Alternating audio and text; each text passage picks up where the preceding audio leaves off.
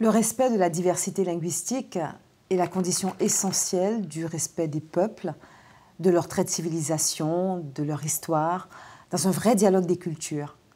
Il me revient le mythe de la tour de Babel.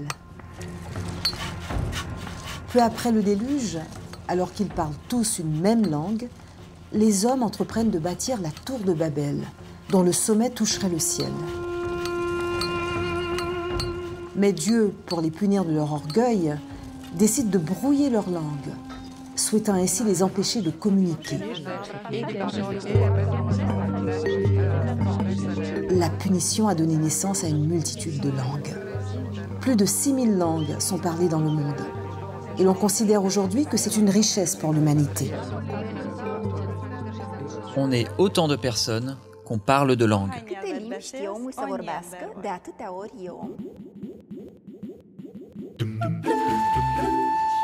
Forte de 200 langues, dont 24 sont des langues officielles de l'Union européenne, la richesse de l'Europe réside précisément dans sa diversité linguistique. Comme le dit l'écrivain Umberto Eco, la langue de l'Europe, c'est la traduction.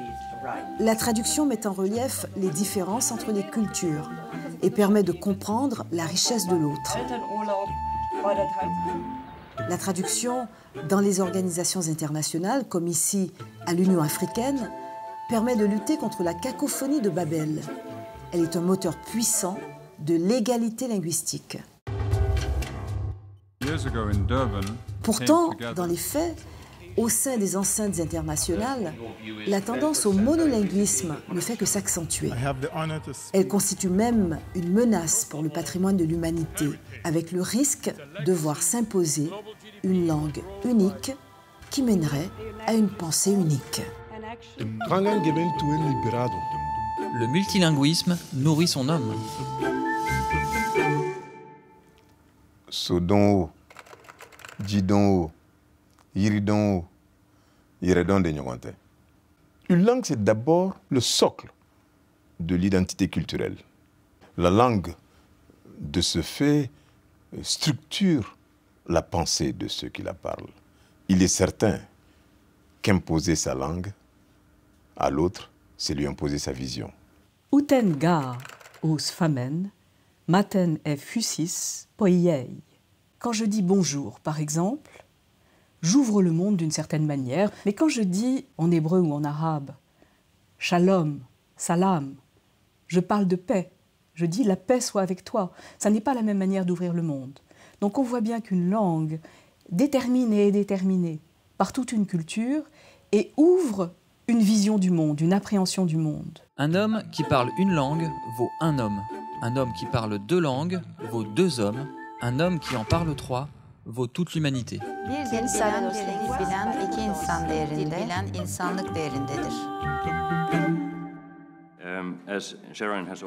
Même une bonne maîtrise d'une langue étrangère ne permet pas de s'exprimer aussi aisément et précisément que dans sa langue maternelle.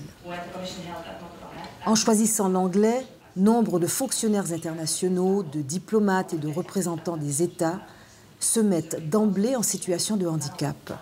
C'est très important de s'exprimer dans sa langue maternelle lorsque l'on prend la parole dans une enceinte internationale. C'est dans sa langue maternelle qu'on est le plus précis, qu'on est capable de s'exprimer avec le plus de nuances et de subtilité. Ça peut même être compliqué d'avoir à interpréter quelqu'un qui s'exprime dans une langue qu'il ne maîtrise pas suffisamment.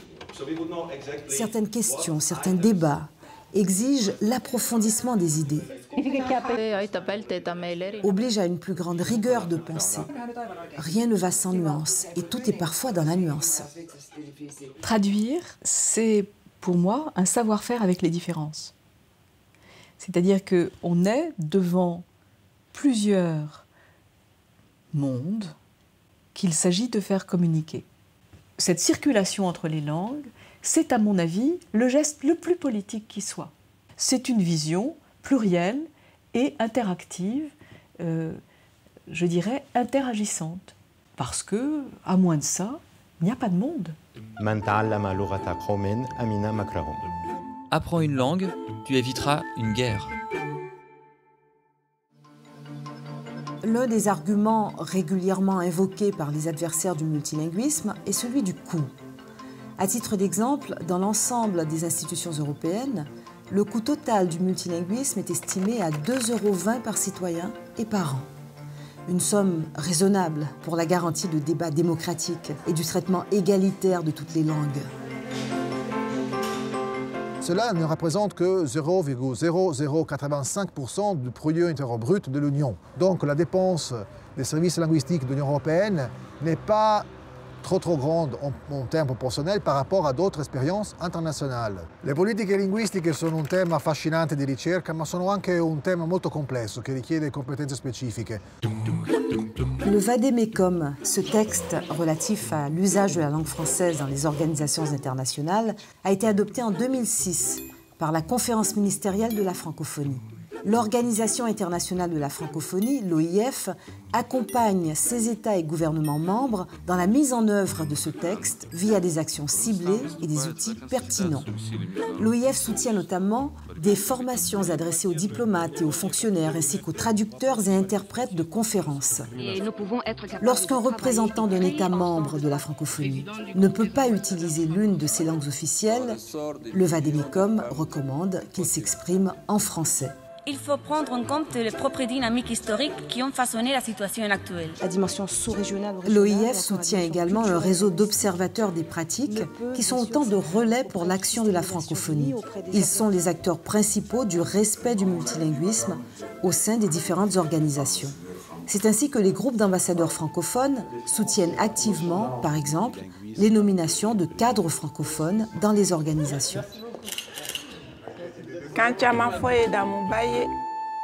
C'est un bonheur que de parler plusieurs langues. We'll move now to consider agenda item 120 entitled Multilingualism. Tous les 2 ans, depuis 1995, une résolution sur le multilinguisme est adoptée par la session plénière de l'Assemblée générale de l'ONU à New York. Sur le multilinguisme.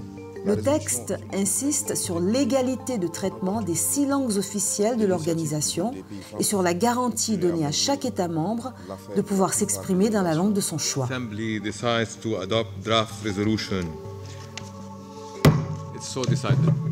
Les paramètres fondamentaux francophones, hispanophones et lusophones défendent d'une même voix le multilinguisme et forment ensemble le réseau des 3 espaces linguistiques.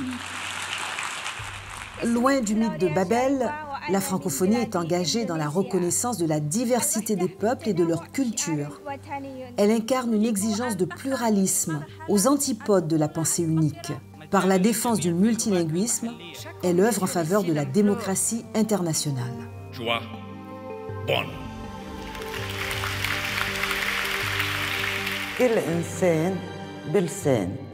Tu as autant de personnalité que tu parles de langue. Pour nous-mêmes haïtiens, langue créole là, c'est langue pas nous. C'est langue force nous. C'est langue résistance nous. C'est la langue ça nous te goumen pour nous vivre libres. C'est la langue ça n'a continuer goumen. La diversité linguistique constitue aujourd'hui un enjeu planétaire. Le modèle d'une langue unique, hégémonique est devenu obsolète. Le monolinguisme est en passe de devenir l'illettrisme du XXIe siècle. Alors promouvoir le multilinguisme dans les organisations internationales, comme nous le faisons à la francophonie, c'est garantir un multilatéralisme réellement démocratique. Et promouvoir l'éducation plurilingue, comme nous le faisons à la francophonie, c'est contribuer à l'entente entre les peuples et au respect de l'autre dans sa diversité. C'est permettre à la jeunesse de construire un monde meilleur. C'est lui permettre aussi d'avoir un avenir riche de l'autre. Proti,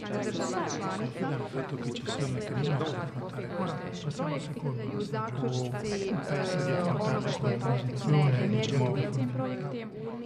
295 žalobų kopijų į našu projektą.